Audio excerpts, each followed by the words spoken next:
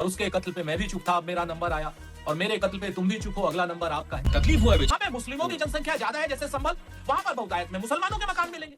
जहां पर जैसे हमारे यहाँ सहारनपुर में हमारा गांव है भापसी, वहां पर हमें हिंदुओं के मकान ज्यादा मिलेंगे। सवारी से कहता हूँ योगी आदित्यनाथ जी से कि पूरा का पूरा उत्तर प्रदेश में 90% मकान ढहाने पड़ेंगे आपको। अतिक्रमण के समर्थन में मेरे मन में जो आएगा मैं कह दूंगा 90% अवैध है। नहीं अवैध 90%, जो गांव पहले से बसे हैं वो अवैध नहीं कह जा सकते। सबसे अधिक बिजली चोरी, सबसे अधिक कटिया जो है वो मजाक विशेष के लोगों क्या होता है।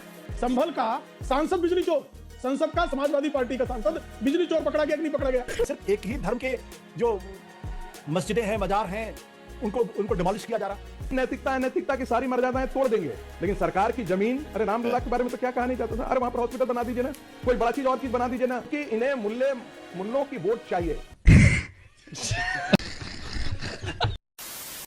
तो हाँ जी, राम राम जी, स्वागत है आप सभी का। आप देख रहे हैं खबरी शो। दोस्तों आज की डिबेट वीडियो होने वाली है बीजेपी के प्रवक्ता प्रेम शुक्ला, संगीत रागी और कांग्रेस के प्रवक्ता सुरेंद्र सिंह राजपूत और वरिष्ठ पत्रकार आशुतोष के बीच में। दोस्तों संभल में अवैध कब्जे पे चल रही बुलडोजर की कार्रवाई को लेकर डिबेट चल रही थी, जिसमें दोनों चमचे डिमांड कर रहे थे कि अगर मुस्लिमों के घर तोड़े जा रहे हैं, धार्मिक स्थल तोड़े जा रहे हैं, तो हिंदुओं के भी तोड़ो। दोस्तों वीडियो को अंत तक देखना, आनंद आने वाला है। अगर आप चैनल पे पहली बार आए हैं, चैनल को अभी तक सब्सक्राइब नहीं किया है, तो चैनल को सब्सक्राइब भी कर लेना। चलिए दोस्तों मेन वीडियो स्टार्ट करते हैं।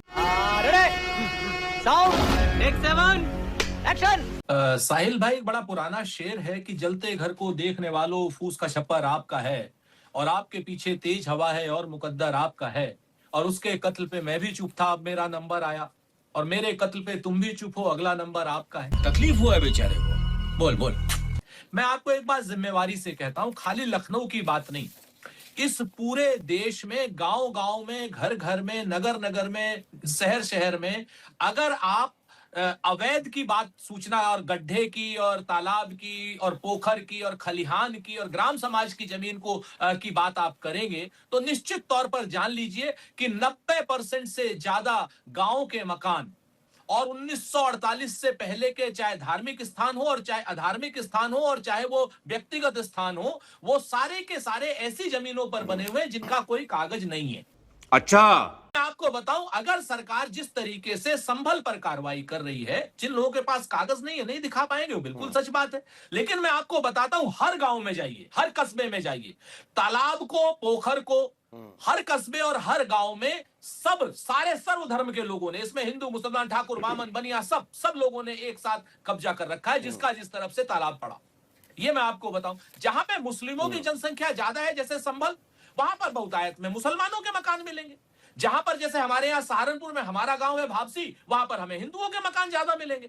तो मैं आपको बता दूं, ये हर गांव की कहानी है, लेकिन संभल को सिर्फ इसलिए टारगेट अगर आपको करना है तो पूरा उत्तर प्रदेश तहस नहस हो जाएगा। मैं जिम्मेवारी से कहता हूं योगी आदित्यनाथ जी से कि पूरा का पूरा उत्तर प्रदेश में 90% मकान ढहाने पड़ेंगे आपको। एक बात आप एक काम करें ना, विधानसभा के कागज ले आइए, लोक भवन के कागज ले आइए, लखनऊ में लोक भवन का नक्शा ले आइए, आप ढहाना पड़ जाएगा। अगर हो नक्शा पास तो आप उठा लीजिए, एनेक्सी का नक्शा उठा लीजिए। आप छोटी मोटी बात नहीं कर रहा हूं मैं, बड़ी बड़ी सरकारी इमारतों की बात कर रहा हूं जिन पर हमको नाज है। ये अगर आप काम करेंगे तो पूरे के पूरे उत्तर प्रदेश को 90% आपको खत्म करना पड़ेगा। बहस के लिए मुद्दा ठीक है, लेकिन फिर भी यहां पर नक्शे का मामला नहीं है। सरकारी जमीन पर कोई अगर मकान बनाकर या धार्मिक स्थल बनाकर बैठा हुआ है तो उस पर कार्रवाई होनी चाहिए कि नहीं होनी चाहिए। आपको पता है कि सरकारी जमीन पर अवैध निर्माण बनाने वालों को तो चुनाव भी नहीं लड़ाने दिया जाता, यह भी आपको पता है। कई स्थानीय नगर निगम चुनाव में यह कहा जाता है कि आप चुनाव नहीं लड़ सकते अगर आपने अतिक्रमण किया हुआ है सरकारी जमीन पर। तो ऐसे में जो कार्रवाई संभल के भीतर बताई जा रही है, वो ये कहकर बताई जा रही है कि सरकारी जमीन पर अतिक्रमण है, इसके लिए कार्रवाई हो रही है। बात तो सही है। अतिक्रमण जहां भी हो उस पर कार्रवाई होनी चाहिए। अतिक्रमण संभल में हो तो अच्छा है, ऐसा निष्कर्ष नहीं निकाला जा सकता। जहां भी अतिक्रमण है उस पर कार्रवाई होनी चाहिए, नगर की रचना व्यवस्थित होनी चाहिए, सुविकसित होनी चाहिए और जो है सुनियोजित होनी चाहिए।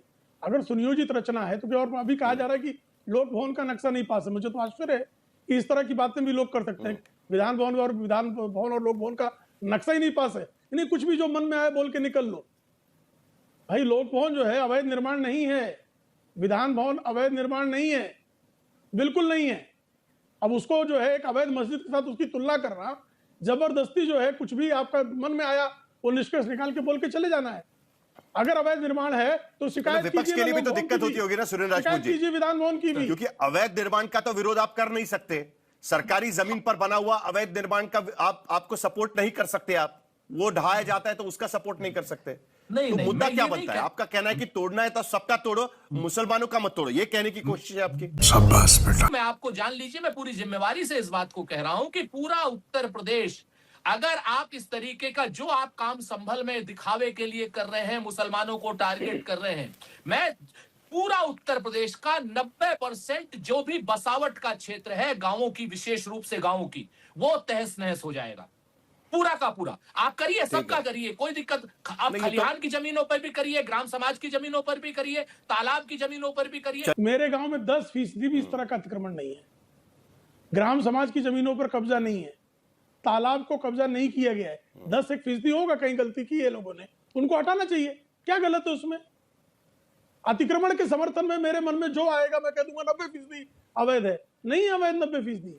जो गांव पहले से बसे हैं वो अवैध नहीं कहे जा सकते। नगरों की रचना में नगर पालिका बनने के बाद, अगर नगर पालिका के बनने के बाद किसी ने बिना नक्शा पास कराए मकान बनाया तो गलत है। ग्राम समाज की जमीन पर किसी ने मकान बनाया गलत है। सबसे अधिक बिजली चोरी, सबसे अधिक कटिया जो है वो मजाब विशेष के लोगों के यहाँ होता है, और वहां बिजली के विभाग के लोग कार्रवाई करने जाते हैं तो उन पर हमले होते हैं। तो अब अगर कल किसी ने कड़ाई शुरू कर दी, अभी स्वयं जो है संभल का सांसद बिजली चोर, संसद का समाजवादी पार्टी का सांसद बिजली चोर पकड़ा गया कि नहीं पकड़ा गया? हमारी जो परंपरा है, हमारी जो विरासत है, हमारा जो कल्चर, उसमें साफ तौर पर कहा गया कि राजा अपनी संतान में फर्क नहीं कर सकता, और ना न्याय करते समय वो किसी धर्म विशेष के साथ खड़ा हो सकता है। लेकिन जो फिगर्स आप दिखा रहे हैं उसमें सिर्फ एक ही धर्म के जो मस्जिदें हैं, मजार हैं, उनको डिमोलिश किया जा रहा। हमें अच्छा होता अगर आज तक हमें बताता कि कितने मंदिर भी डिमोलिश किए गए, कितने हिंदुओं के घर डिमोलिश किए, क्या क्या दिखाए पिछले हफ्ते, 10 दिन, 20 दिन के अंदर। क्या उसका कोई फिगर हमारे पास है? क्योंकि दरअसल ये सारी की सारी प्रक्रिया जो है वो 2027 के विधानसभा चुनाव से जुड़ी हुई है। अगर उत्तर प्रदेश की सरकार को लगता है कि उत्तर प्रदेश में बड़े पैमाने पर अतिक्रमण हो रहा है तो सिर्फ संभल क्यों? मैं नोएडा में रहता हूं, आके देख लीजिए कौन कौन से धार्मिक स्थल जो है और कौन कौन से धर्मों के लोगों ने यहां जबरदस्ती कब्जा। बीच सड़क में धर्म स्थल बने, बीच सड़क पे। आज तक डिमोलिश किया क्या उसको? मैं जहां रहता हूं वहां से करीब 500 मीटर की दूरी पर बीच सड़क में वहां पे एक धर्म स्थल ने, मैं नाम नहीं ले रहा हूं जानबूझ के, एक धर्म स्थल ने बाकायदा कब्जा कर रखा और सड़क वहां पे आके छोटी हो जाती है। डिमोलिश किया क्या उसको? बदत है भाई, अभी बदत है। सबसे पहले तो सुरेंद्र राजपूत जी ने अपनी सरकार का, केंद्रीय सरकार का और अपने राज्य सरकार का एक प्रकार से हिसाब दे दिया है, और ये अपना रिपोर्ट कार्ड ये कहा कि हम तो घुसपैठिए बसा देंगे, हम तो इलीगल कंस्ट्रक्शन करा देंगे। अब आपको इलीगल कंस्ट्रक्शन और लीगल कंस्ट्रक्शन इसके बीच में भेद करके आपको नहीं देखना चाहिए। वो जहाँ बस गए हैं उनको रहने दीजिए, और इस देश का 90% उत्तर प्रदेश और बिहार के अंदर जो है वो गलत ही है। मुझे नहीं मालूम है कि उनके पास 90% का आंकड़ा कहाँ से आया है। दूसरा तर्क ये कि भाई एक ही पर क्यों?